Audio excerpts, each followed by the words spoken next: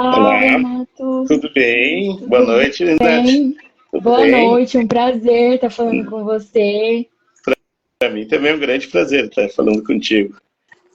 Fiquei muito feliz que você aceitou o convite. Eu sei que janeiro é mais difícil, né? O pessoal costuma descansar.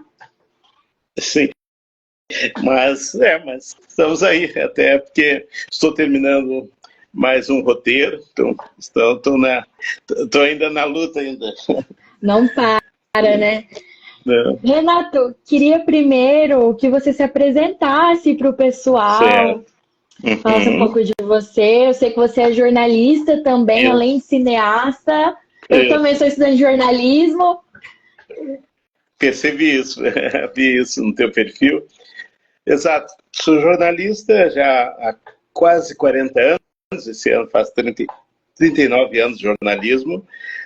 Um, Também escrevo os livros, sou escritor e cineasta. Desempenho as três funções, né? Hoje mais ligado ao audiovisual, cinema, do que nas outras duas. Que E bacana. E a gente vem fazendo uma série de filmes, sempre assim, mais ou menos com temática ligada aos direitos humanos. Eu falo no plural porque a gente trabalha em dupla, eu e a minha sócia, Tatiana Sager, né, que dirige os filmes, e eu normalmente faço os roteiros. Então, a gente vem trabalhando já há algum tempo com temáticas ligadas aos direitos humanos. Que delícia, Renato. E eu queria saber, então, para o pessoal que já assistiu o filme, gente, o filme, para quem não viu ainda, está disponível na minha bio, aqui no meu perfil, tem as informações para vocês acessarem. Então, quem não viu, veja. E hoje a gente vai falar sobre o Olha para Elas, né, que vai tratar sobre essas questões do encarceramento feminino. Achei muito legal quando eu assisti. Não há muitos trabalhos, principalmente aqui no Brasil, relacionados a essa temática, Sim. sobretudo em relação às mulheres, né, que ainda é um tema mais Uhum. difícil de se falar. E eu queria saber como surgiu a ideia de trabalhar com esse É. público. Certo. Nath. Esse trabalho, na verdade, vem numa sequência, né? Porque desde que eu lancei um livro, 2008, que abordava o sistema penitenciário aqui no Rio Grande do Sul, e o início do crime organizado aqui no Rio Grande do Sul, que foi o livro Falange Gaúcha, o Presídio Central e a História do Crime Organizado no Rio Grande do Sul. Na sequência, por iniciativa da Tatiana Sager, nós fizemos um curta-metragem, O Poder Entre as Grades, que era totalmente baseado nesse livro. Depois veio o documentário em longa-metragem Central, o Poder das Facções no Maior Presídio do Brasil, que no qual a gente abordou aqui o Presídio Central de Porto Alegre, na época era o maior do Brasil, o maior presídio, né, em termos de população carcerária, e também já havia sido considerado o pior do Brasil por uma CPI do Congresso, mas ligado ao encarceramento masculino. Na sequência do Central, nós produzimos uma série, Retratos do Cárcere, em 13 episódios, abordando temas também. E nessa série, nós iríamos destinar 3 episódios para o encarceramento feminino. Mas pensamos que, como havíamos feito um longa-metragem para o encarceramento masculino, deveríamos também fazer um longa para o feminino. Ou não estaríamos incorrendo no mesmo erro que a gente identifica, né? Que é o de dar menos visibilidade para o feminino.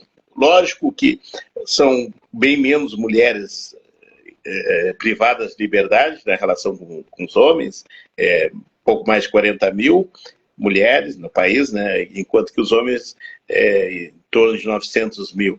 Mas os problemas igual, assim, os problemas são graves, os problemas que acontecem com as mulheres privadas de liberdade. E até por elas não terem essa visibilidade, a gente resolveu fazer esse longa, e não por acaso o título é Olha para Elas, né? Porque pouca gente olha para as mulheres privadas de liberdade e para os seus filhos que ficam do lado de fora. Nossa, eu acho que foi tão assim sensível da parte de vocês, até mesmo no nome, nas escolhas das personagens, nas conduções também ali das entrevistas. Então, me impactou bastante. Todas as vezes que eu assisti, a gente realizou algumas exibições aqui no Mato Uhum, Grosso e todo mundo certo. saiu bem impactado. E acho que era o objetivo de vocês, né? Causar esse choque que precisa. Que choque. Exato. Exatamente, assim, nós não, digamos assim, a gente não é comedido nesse ponto. Eu acho que a gente mostra a realidade, né? Mostra a realidade a partir dos relatos dos próprios personagens dessa realidade. E eu acho que se a realidade deles é chocante, a gente não se priva de mostrar essa realidade justamente para chamar atenção, né? Para chamar a atenção da sociedade, chamar a atenção dos órgãos estatais, chamar a atenção, né, de quem precisa para esse tipo de problema que existe. Com certeza. E você falou do trabalho de vocês, seu e da Tatiana, Uhum. com o Central também, então é um trabalho que vem lá de trás. E eu queria saber como vocês começaram a trabalhar com essas questões sociais relacionadas a direitos humanos, como que surgiu É, esse assunto lá no é, início? claro. É que eu, na minha carreira assim, jornalística, durante quase todo o período, eu trabalhei com essas questões, questões sociais, questões de segurança pública, questões, né? Eu trabalhei assim durante um longo período da minha carreira com isso. A Tatiana também trabalhou, ela também é jornalista, era repórter fotográfica, é, e também trabalhou um período também com esse tipo. E nós dois, assim, a gente tem uma predileção por questões sociais, né?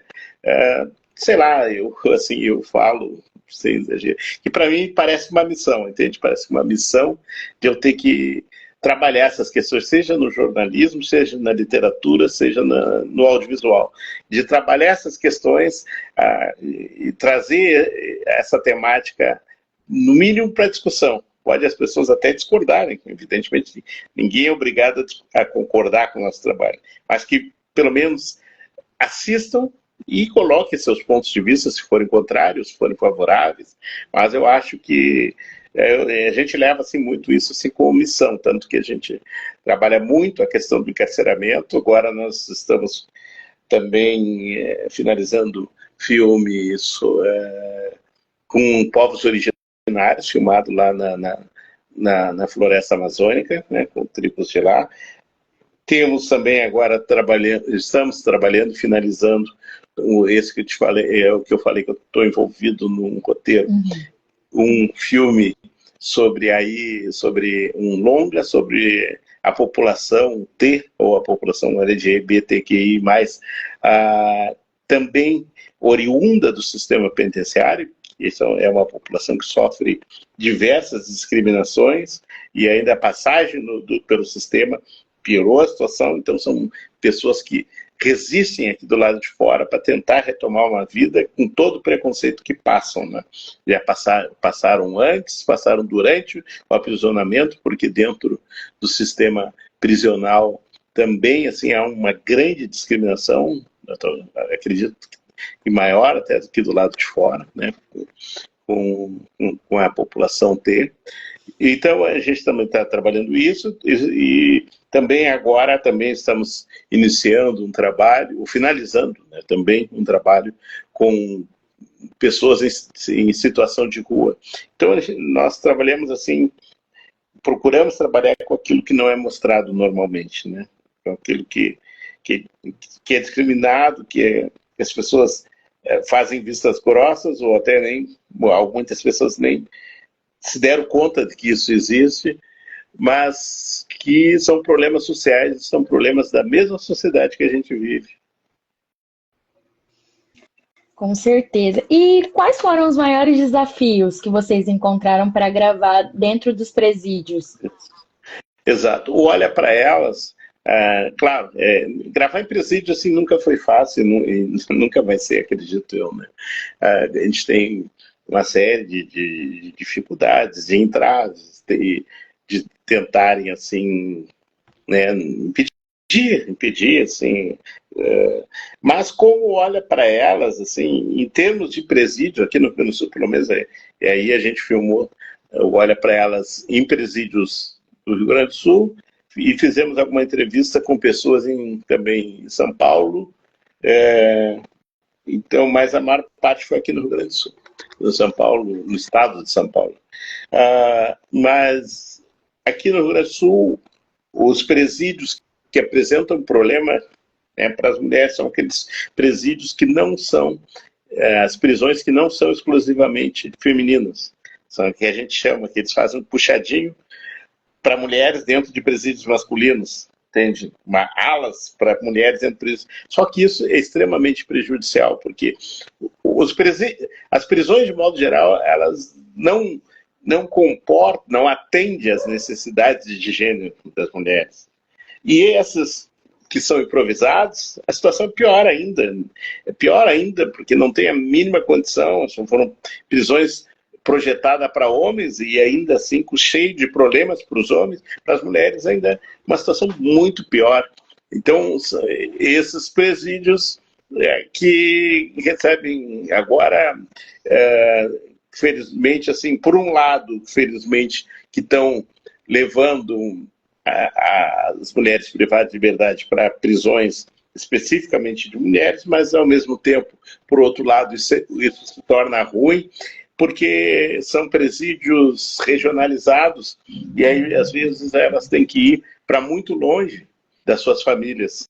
Então elas já não recebem visitas e ainda se dificulta ainda mais que aquelas que poderiam receber visita, que recebam visitas, né? Então é uma série de dificuldades, assim, se a gente analisar bem a questão do encarceramento feminino no Brasil. E aí nós procuramos, assim, através dos depoimentos das próprias apenadas, mostrar essas dificuldades, né, através delas mesmas dando seus relatos sobre as dificuldades que encontram por estarem privadas de liberdade em prisões que nem sempre são adequadas. Então isso também já é um fator que faz com que dificultem, né, o nosso trabalho dentro dos presídios. Mas a gente insiste, a gente vai insistindo, vai batendo na porta até conseguir. A gente não desiste.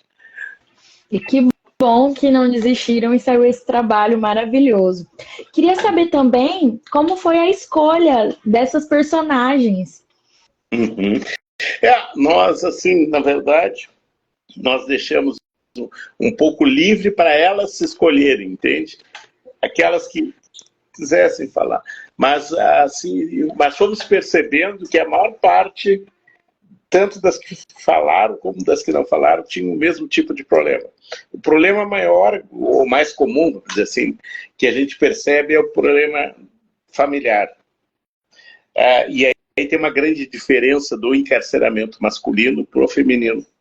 Porque no masculino, os homens estão lá presos e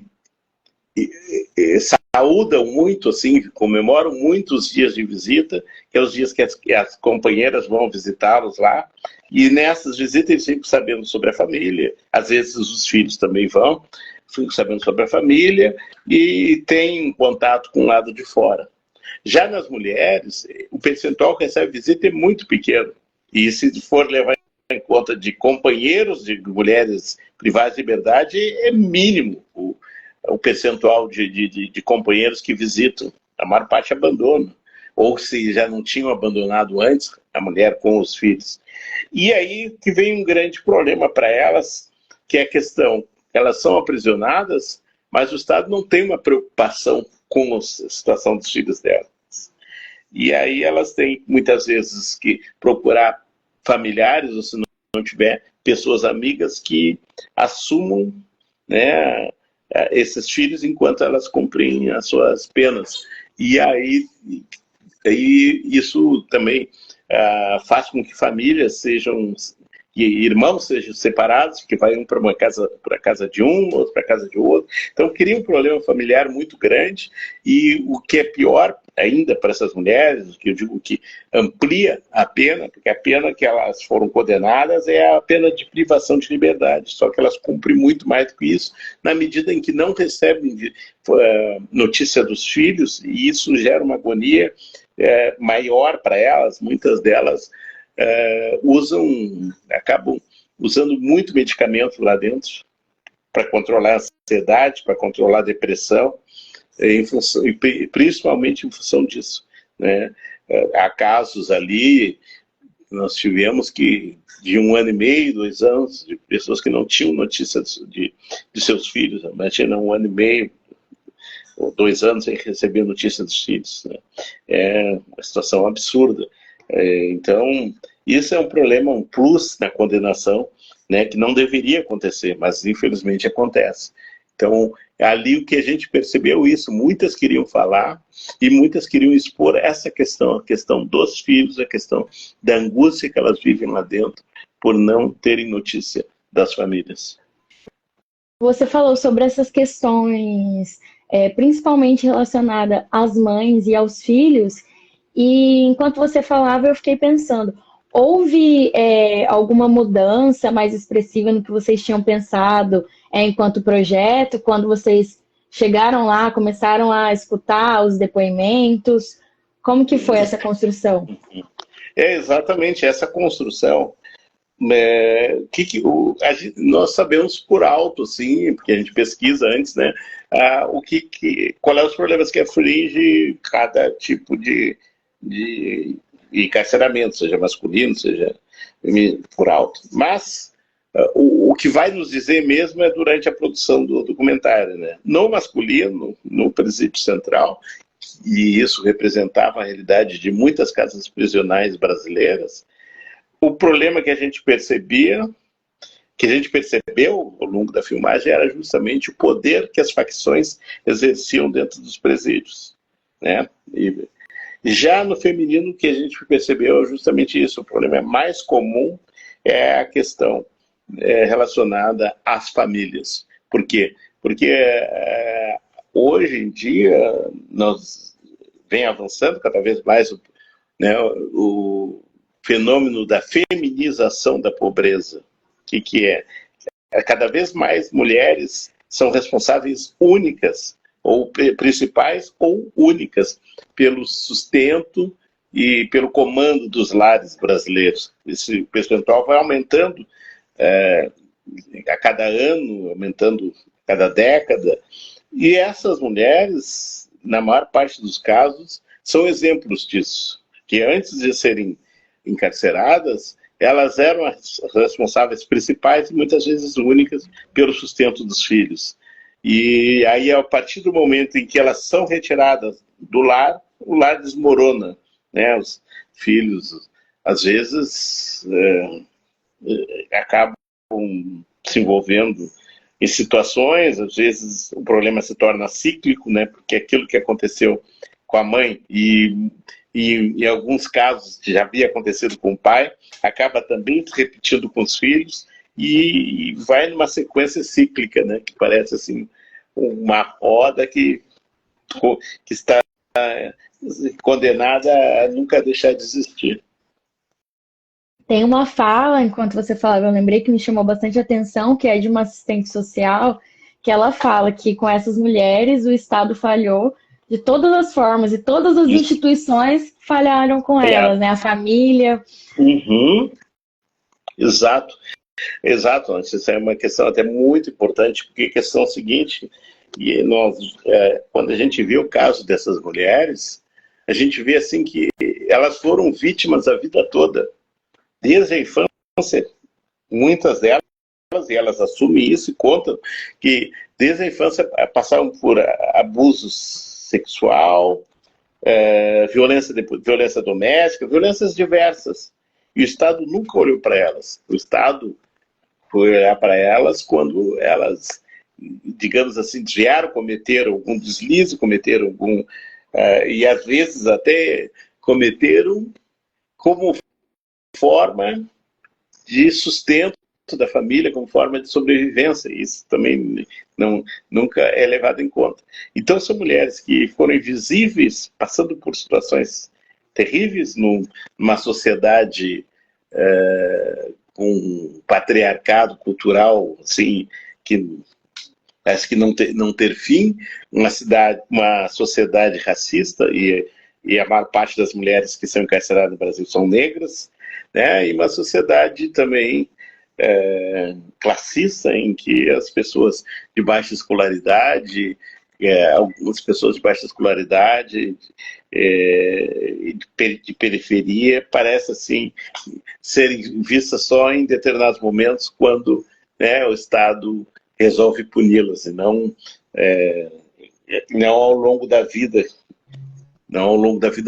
e isso em todos os aspectos, seja um aspecto no aspecto assim de proteção, né, ou seja, no aspecto digamos assim, em termos de infraestrutura, de educação. Elas são invisíveis até o momento em que comete um crime, e aí sim, aí o Estado vai lá e as recolhe, e na maior parte dos casos não se preocupando com as consequências na família, no seio familiar delas. E é muito triste, porque como você disse, muitas vezes esse ciclo vai se repetir nas filhas, nas netas. Em alguns casos, né, que foi mostrado, as próprias avós já tinham passado por algum tipo de violência, então é interminável, né? Exato, é um caso, assim, até adiantando para quem não viu, mas envolvi, que é um caso de uma das personagens que ela nasceu no presídio, que a mãe dela estava presa, viveu até 1 ano e meio de idade no presídio, e aí, durante a filmagem, ela estava grávida, presa. Ou seja, veio da mãe dela para ela, e a filha dela ia repetir o que havia acontecido com ela. Então, isso mostra que é uma questão cíclica, muitas vezes, que vai passando de geração para geração, sem que haja um corte, sem que seja feita alguma coisa para que esse ciclo seja cessado. É terrível. Outra coisa que me chamou a atenção também, assim, eu acho que você viu isso nos seus outros trabalhos também, mas principalmente com as mulheres, na falta de acesso até a coisas mínimas como higiene. Então, não tem alimentação. Tem aquela parte do absorvente, né, que elas falam que muitas acabam usando o miolo de pão porque não tem acesso ao absorvente. Isso, exato. A pobreza menstrual é uma constante dentro do sistema penitenciário brasileiro. Não é fornecido, não são fornecidos, por isso que eu coloco, né, que os presídios, as prisões não são adequadas às mulheres, né? As peculiaridades de gênero não são observadas muitas vezes, né? Isso falando de coisas básicas, assim, mas coisas extremamente necessárias. A sobrevivência, como o absorvente. Exato, mas até também, já que a ideia é ressocializar, também outras coisas que poderiam um pouco modificar a autoestima dessas pessoas, até itens de beleza também, sabe? Não é nem pecado a mulher gostar de passar um batom, sabe? De passar, de usar creme, não é nem pecado, nem, sabe? Mas, então, se sequer os absorventes estão cedidos, imagina o restante, né? É uma situação bem complicada. E o que chama atenção é isso também, assim, nos depoimentos, elas não reivindicam o direito que elas têm, só que elas talvez nem imaginem, é o direito, justamente isso, o direito de ser mulher, o direito de ter a sua sexualidade. São direitos que elas reivindicam a questão só pensando na família, assim, né? Pensando nos problemas da família, preocupadas com as famílias, assim, elas chegam a se anular, né, nas questões, e concentram a preocupação na família. Outro choque muito grande que eu tive foi em relação à violência policial, até mesmo com os filhos, né? os filhos. Exato, isso são coisas assim que chocam, né? Chocam. Ali, vendo os depoimentos de mulheres que passaram por tortura, por tortura, apanharam, personagem que apanhou na frente de filhos, crianças, imagina, na cabeça da criança são imagens que ele nunca vai esquecer de ver a mãe dele sendo espancada, a mãe dele apanhando. Então, são outra que narra, né, que grávida teve que entrar no inverno dentro do rio e tal, obrigada a entrar no inverno dentro do rio para não levar tiro. Então, são situações que, infelizmente, acontecem, né, no dia a dia. Então, as pessoas até, muitas vezes, os policiais que deveriam estar dando segurança para essas mulheres e que, na hora que elas precisaram de segurança, nem a enxergaram, mas na hora de prender, vamos deixar claro, sim, evidentemente que não são todos policiais, mas é uma minoria, mas uma minoria que causa sérios prejuízos. Então, são policiais que, além de tudo, ainda fazem essas mulheres passar por situações terríveis, né? Como a questão envolvendo tortura, envolvendo espancamentos. E entre essas histórias, teve alguma que te impactou mais? Sim. Até uma pessoa, hoje até tenho contato com ela, né? O que mais me impactou foi o caso da mulher de 29 anos, que estava trabalhando, que sustentava a família, e aí o companheiro drogado e espancou e matou um dos filhos dela, ela trabalhando, sustentando a família, e ela foi condenada como cúmplice. Então isso é chocante demais. É chocante, ela ainda deve ter perdido o filho, ela está pagando uma pena longa de mais de 20 anos, que perdeu o filho e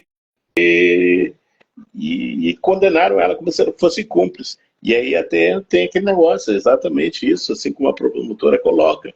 Se fosse ao contrário, o homem seria condenado. Né? Então, esse caso para mim assim, é muito chocante. E também me chamou bastante atenção. Tem uma hora que ela fala, todo mundo colocou ela como monstro, né? Então ela Isso, não era mais uma pessoa mãe. sim. A mãe, as instituições, de modo geral, colocaram ela como um monstro, alegando que ela era mãe e ela tinha que cuidar. Mas, como ela disse, mas era eu que trabalhava. Se ela não trabalhasse, os filhos iam passar fome, porque o companheiro dela não trabalhava, não estava trabalhando. E quem ela tinha para deixar com quem ela podia deixar os filhos? Com o companheiro, né, com o companheiro, que até então, como ela disse, nunca tinha feito nada, nunca tinha criado problema nenhum. Então,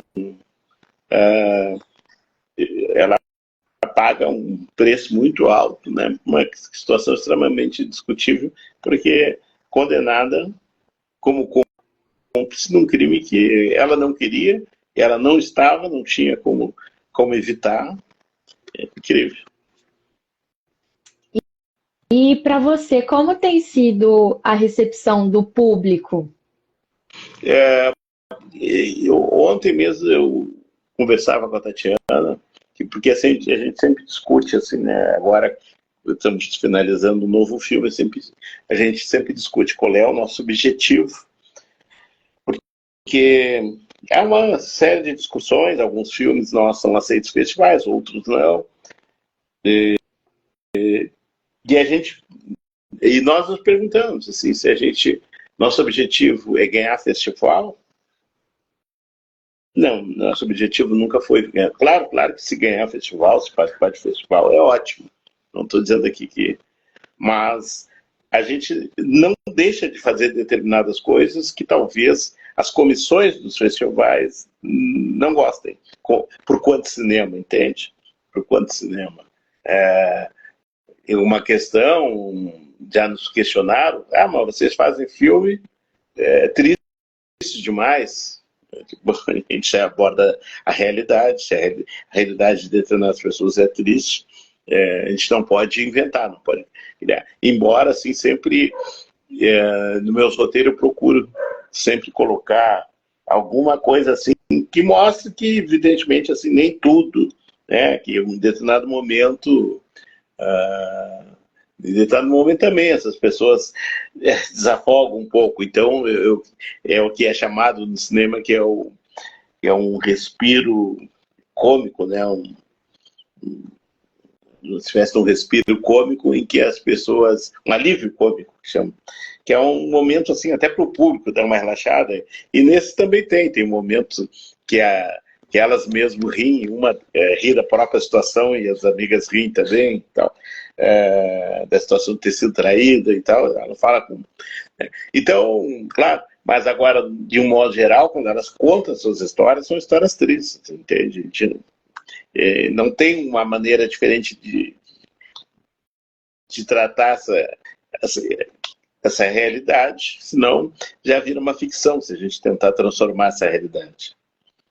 E então, para elas, como foi quando ficou pronto?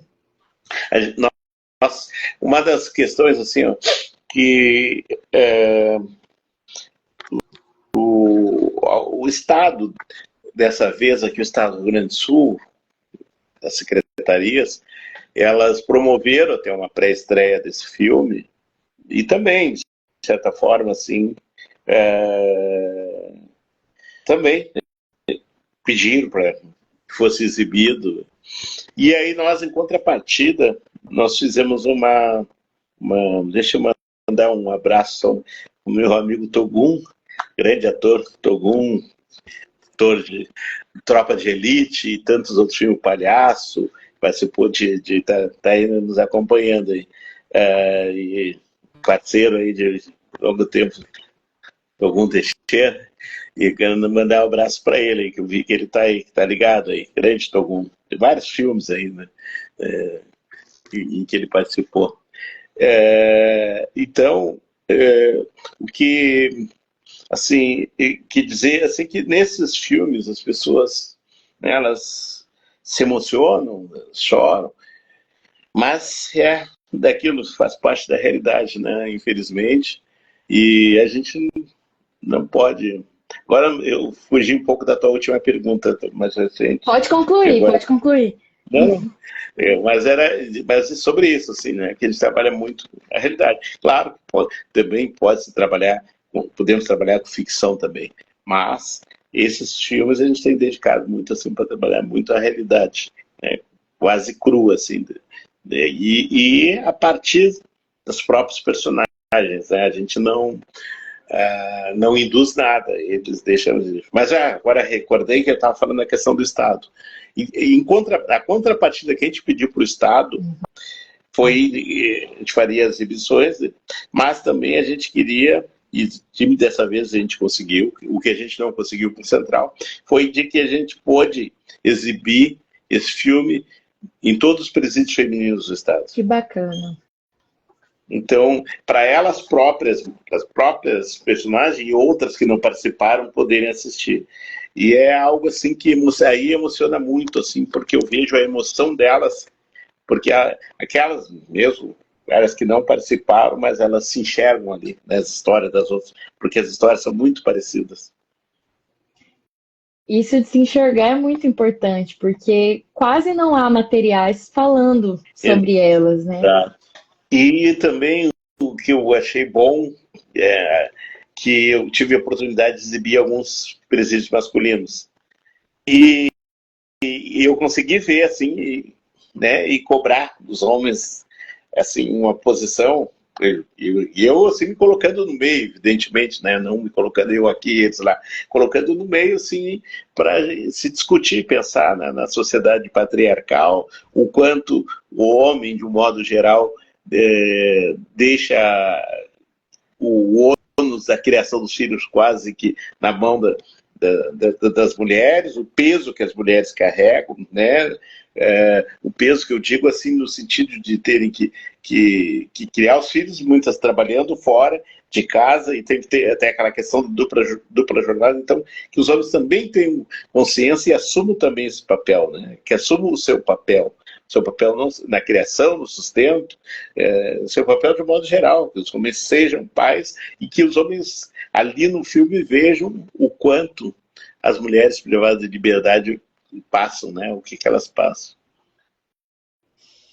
Queria também que você falasse um pouquinho sobre os seus próximos trabalhos. Você comentou brevemente aqui com a gente. Se você puder dar mais um spoiler do que vem por aí. Certo. Nós estamos terminando, que nós finalizamos uma série que é Violadas e Segregadas, que é sobre a população T, né? A série, assim, ela é toda voltada para a questão prisional, né? O que essas mulheres trans, passaram dentro do sistema prisional, ou passam, uma delas ainda estava presa, e a gente acompanhou a rotina dela dentro da prisão. E agora esse longa é uma sequência que mostra daí como é que ficou a vida delas no pós-prisão, né? A gente mostra assim, hoje elas do lado de fora, né? E depois de tudo aquilo que elas passaram desde a infância, todos os preconceitos, toda a discriminação que elas passaram, e que muitas vezes as expulsaram das escolas, expulsaram do mercado. E aí depois da provocação, né, um novo carimbo, assim, egresso do sistema. E aí, então, é uma situação assim, bem complicada mesmo.